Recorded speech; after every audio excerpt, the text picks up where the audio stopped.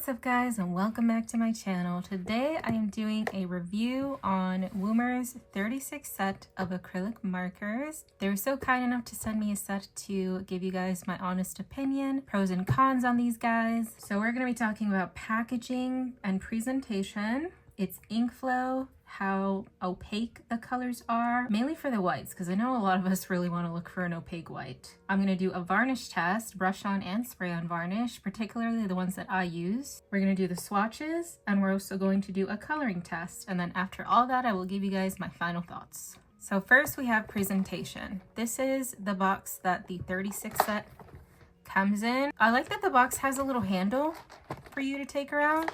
It's easy and convenient to slip in your backpack, and since it's also in a hardcover case, it helps protect the markers. I do want to add though, I'm not a fan of how you're supposed to pull out the markers, because unless you get to the ends on this side, then you'll be able to comfortably take out the rest of the markers.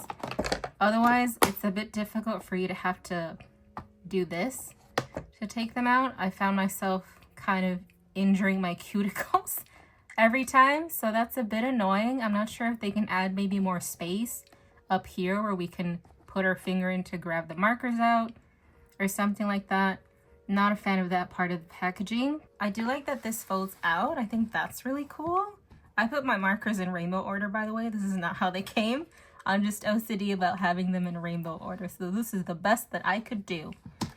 Now for presentation, as far as the marker itself goes, these are one of the types of markers that you have to shake, and it is a brush tip.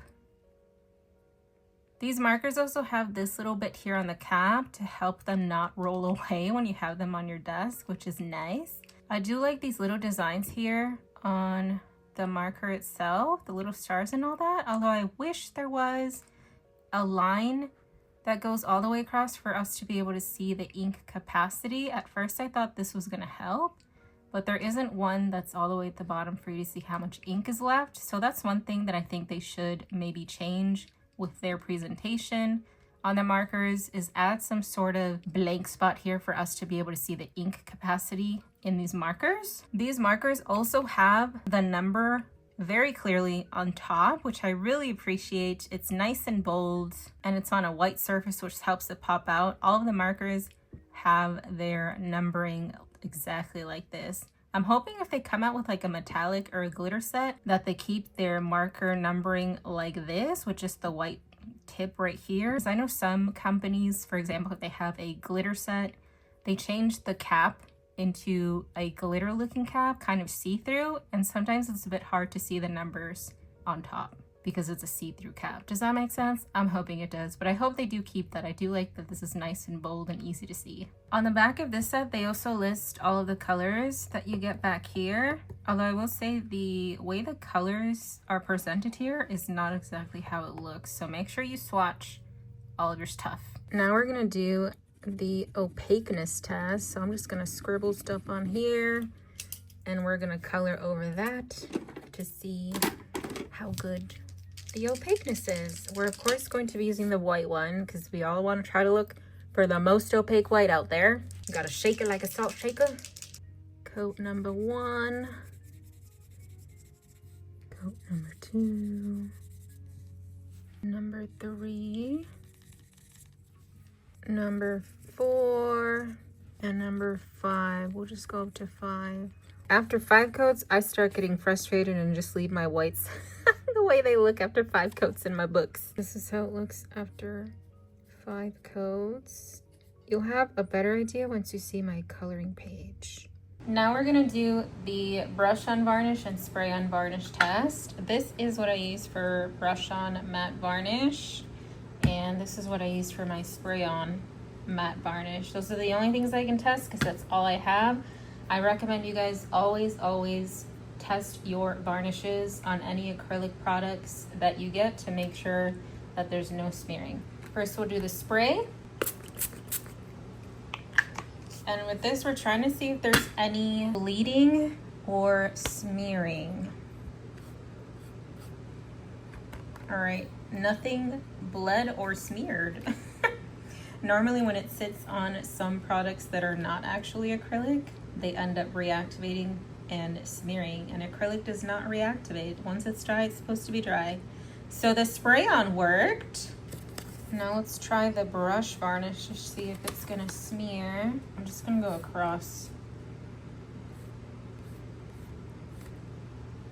Okay. That's good, it's not smearing. Yay! How exciting! This is a clear varnish as well, so if it looks white, it's gonna dry clear. But that's good. So Woomer passes my varnish tests. Here are my swatches for the set. So these are all the colors that you get in the set, and they do dry matte. Hopefully you guys can see it. Mines have hole punches through the swatches because I use them for color by number to better match the color that you're looking for, because you could just put it over the color that the book is suggesting.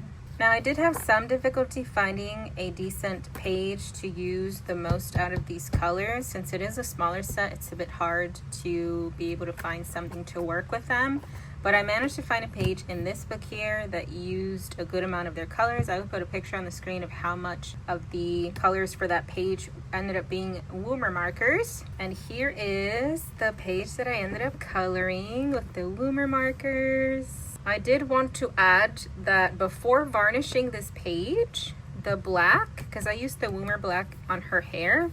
I usually use my Posca for the black, but the black ended up being kind of, what's the word? Not scratchy. I'm not really sure what the word is, but I could see my brush strokes, which I found a bit annoying, especially for a black color because I wasn't used to that. But after I did my varnish on it, it just went away. I do not see that at all. If I can find a before picture, I will put it on the screen so that you see what I mean. The other thing too that I noticed is the blue that I used on her shoulders here. When I wanted to add a second layer, it wasn't matching the first layer, if that makes any sense, even though it was the exact same color. So I'm not sure what's going on with that as far as the formula goes. But if there was some areas that I wanted to go over, it would look weird.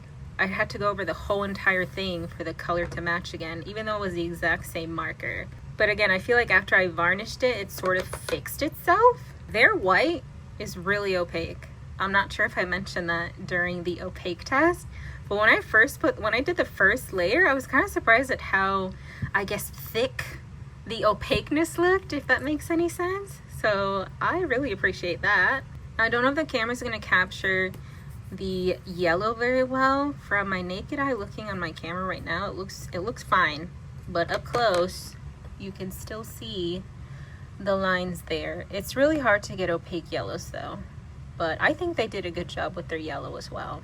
Overall, I would recommend the Woomer markers, especially for beginners. They're not that expensive. I believe their biggest set right now is 120. I can't really say how those colors are because I don't have that set. Woomer, if you want to send me that set though to review it, please let me know.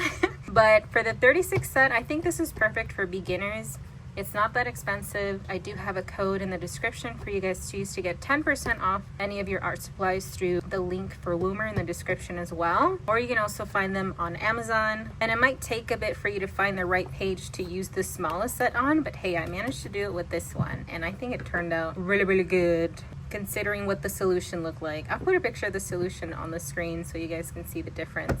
Or the comparison similarities, you know what I mean. So if you're looking for an inexpensive acrylic marker set to start off with, then check out the Woomer ones. Just make sure you do your own trial and errors when it comes to the varnishes that you use or how you seal your paintings, because whatever I use is probably different from what you use and you might get different results. So always test out your acrylic based mediums with the types of varnishes or sealants that you use. That is going to be it for this video, guys. Let me know in the comments if you guys have some Woomer markers. Have you tried them out? What do you think about them? Let us know down below.